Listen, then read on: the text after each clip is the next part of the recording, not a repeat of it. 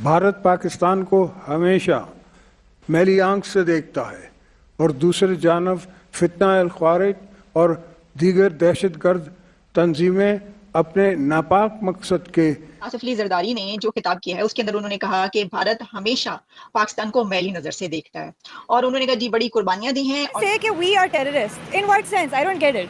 उनका यही है कि हर तरह से हर चीज को वो इस तरह से तोड़ते मरोड़ते हैं डिस्पाइट पाकिस्तान को एज ए मजबूत स्टेट के तौर पर देखना ही नहीं चाहते हैं और वाज़ेह तौर पर देखें कि इंडिया ने 1947 से पाकिस्तान का एक्सेप्ट नहीं किया इंडिपेंडेंट सॉवरेन स्टेट अपने पड़ोस में। और वो दुश्मन भारत से वैसे हम खैर की तवक्को भी भला क्या कर सकते थे, लेकिन अफसोस ज्यादा किस बात पर मुझे हुआ कि बैरून मुल्क बैठे बाज। ये बात मैं इसलिए नहीं कह रहा कि जो बैठे हैं ये को मकबूल लोग हैं, ये मुस्तरद किए जा चुके हैं, but now it's too late. और फिर वो जन्नत में चले जाएंगे। इसी तरह जब नरेंद्र मोदी आए एक शादी पे, उनके जाने के बाद पठानकोट हो गया। अच्छा, आपने बोला कि वो इस्लामोफोबिया फैलाते हैं, टेररिस्ट कहते हैं हमें, तो वो तमाम मुसलमानों को कहते हैं या सिर्फ पाकिस्तान को कहते हैं? अगर मैं अखंड भारत के कंसेप्ट को रोक रहा है और इसीलिए हमने देखी इतनी जंग लड़ी। कश्मीर का मसला अभी तक है तो वो हम और दहशतगर्द मोदी के दौर में ही कतर की अदालत, आपको याद होगा, कतर की अदालत ने भारतीय बहरिया के जो 8 साबिक अफसरान थे उनको। मैं जानता हूं ये 47 की पैदावार है, जो फसलें बीजी हैं काटो, तुम्हें समझ आए।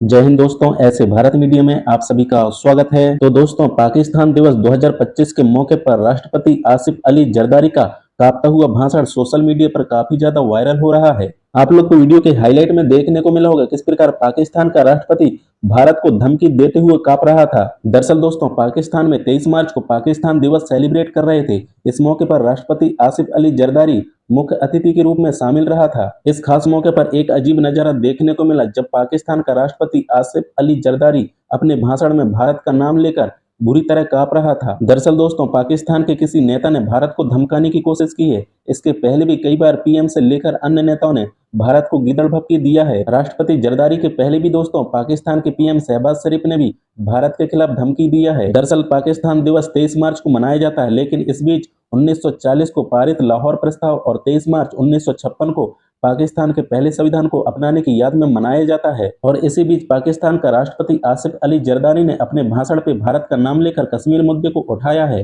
वीडियो के हाईलाइट में देखने को मिला होगा किस प्रकार पाकिस्तान का राष्ट्रपति आसिफ अली जरदारी ने भारत के नापाक इरादों को तोड़ देंगे इस प्रकार का धमकी देते हुए और कांपना चालू कर दिया था, जिसका वीडियो सोशल मीडिया पर काफी ज्यादा वायरल भी हो रहा है। दरअसल दोस्तों, पाकिस्तान में कब क्या हो जाए इसके बारे में कुछ भी नहीं कहा जा सकता है। आसिफ अली जरदारी ने जिस तरीके का भाषण दिया उसकी पूरे पाकिस्तान में चर्चा का विषय बना हुआ है।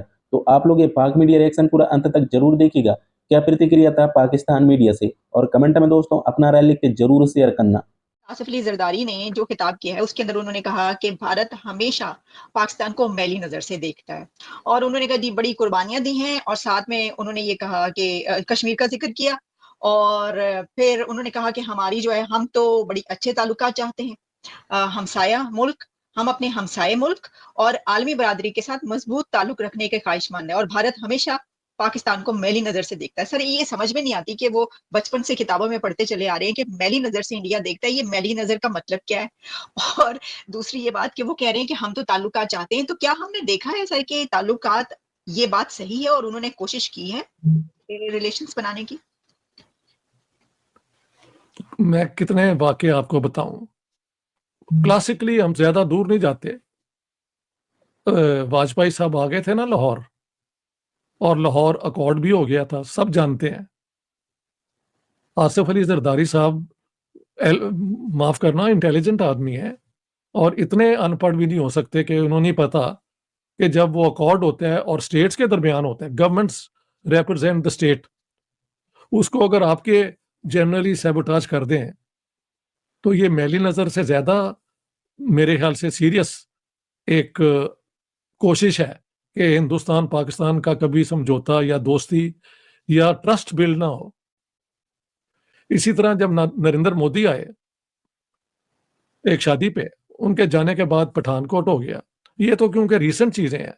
अगर आप पास्ट में जाएं तो आप एयर मार्शल असगर खान, जिन्होंने एक्चुअली पाकिस्तान एयरफोर्स बनाई और जिसने 65 वॉर में 2-3 दिन बड़ा अच्छा परफॉर्मेंस दिया, उनकी किताब के अंदर और उनके वीडियोस भी हैं कि जितनी जंगें इंडिया के साथ हुई हैं ये पाकिस्तान ने शुरू की हैं। अफगान जिहाद खत्म होने के बाद सारे वो जो एक्सट्रीमिस्ट ग्रुप्स थे उनका डायरेक्शन इन्होंने इंडिया में कर दिया, इंडियन कश्मीर में, और वहां से ही कई टेररिस्ट अटैक बॉम्बे के अंदर हुए। एक तो मशहूर है ना जो 26 नवंबर 2008 का है, उससे पहले बॉम्बे में इन्होंने किया था, ये जो है ना जो बेचारी लोकल ट्रेन है उस पर इन्होंने कर दिया था और 173 लोग मारे गए थे। और ये वो लोग थे, अगर आप बॉम्बे वाली ट्रेन देखें तो उन डब्बों में लोग भरे होते हैं, जिस तरह खड़े होने की जगह नहीं होती। वो ज्यादा बेचारा कोई क्लर्क होगा, कोई मजदूर होगा जो काम पे जा रहे थे। अब ये सारी हरकतें जानते हुए Asif Ali Zardari, and by the way Zardari साहब का एक वो भी जमाना है, और इनको उसके बाद ये हुआ था बॉम्बे अटैक।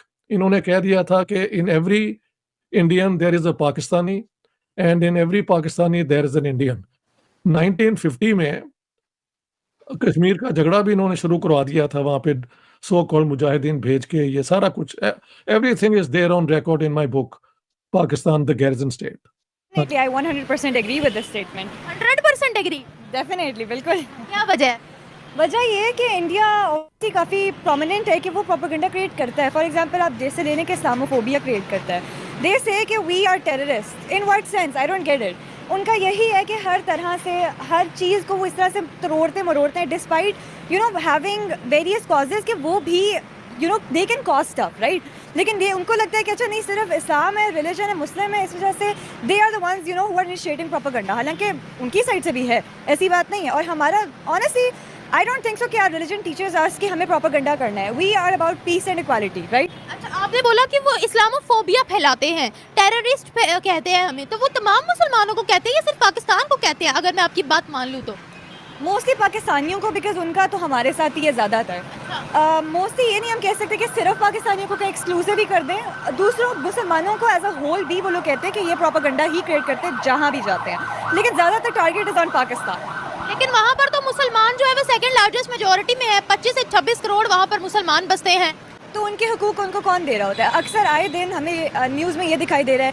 होली में फॉर एग्जांपल अभी रिसेंटली हमें बताया गया कि एक मुसलमान आदमी को मारा गया बहुत ज़्यादा, एंड आई हर्ड कि मे बी कत्ल भी कर दिया गया। तो दिस इज़ द पॉइंट कि बेशक उनमें मेजॉरिटी ज़्यादा हो, फिर भी उनके इक्वालिटी, उनके राइट्स उनको मिल तो नहीं रहे हैं ना। उनके खिलाफ प्रोपेगेंडा तो नहीं मिल रहा। देखिए, freedom of speech, freedom of practising your own religion, ये चीज़ें सबसे बेसिक है जो पाकिस्तान में माइनॉरिटीज़ को भी कोशिश की जाती है कि उनको दी जाए। तो this is a basic. Pakistan में माइनॉरिटीज़ के साथ बहुत ज्यादती होती है, इस चीज़ को भी माने। बिल्कुल बिल्कुल ज्यादती होती है। मैं ये बिल्कुल भी नहीं कह रही कि हम 100% परफेक्ट एंड डेफिनेटली नॉट। उधर भी ये होता है कि माइनॉरिटीज़ को राइट्स नहीं मिलते और डेफिनेटली इधर भी नहीं मिलते। एंड आई थिंक कि काफ़ी कोशिश करनी चाहिए कि आप माइनॉरिटीज़ को भी इक्वल राइट्स दो। देखिए, एक्सट्रीमिस्ट ग्रुप्स वहाँ पर भी मौजूद है, मैं इस चीज़ से एग्री करती हूँ, पाकिस्तान में भी मौजूद है, मैं इस चीज़ से एग्री करती हूँ, ठीक है। जहाँ तक अगर हम गवर्नमेंट की बात करते हैं, ऑफिशियली बात करते हैं, तो पाकिस्तान की गवर्नमेंट भी कहती है कि माइनॉरिटीज़ में जो हिंदू बहन भाई हैं, सिख बहन भाई हैं, क्रिश्चियन बहन भाई हैं, वो हमारे अपने हैं, हमें उनको पाकिस्तानी की निगाह से ही देखना चाहिए। जैसे रिसेंटली मरियम नवाज़ ने दिवाली मनाई, उन्होंने मंदिरों के लिए बजट नाफिज किया, बाउली साहब टेम्पल को रेनोवेट करने का उन्होंने कहा गया।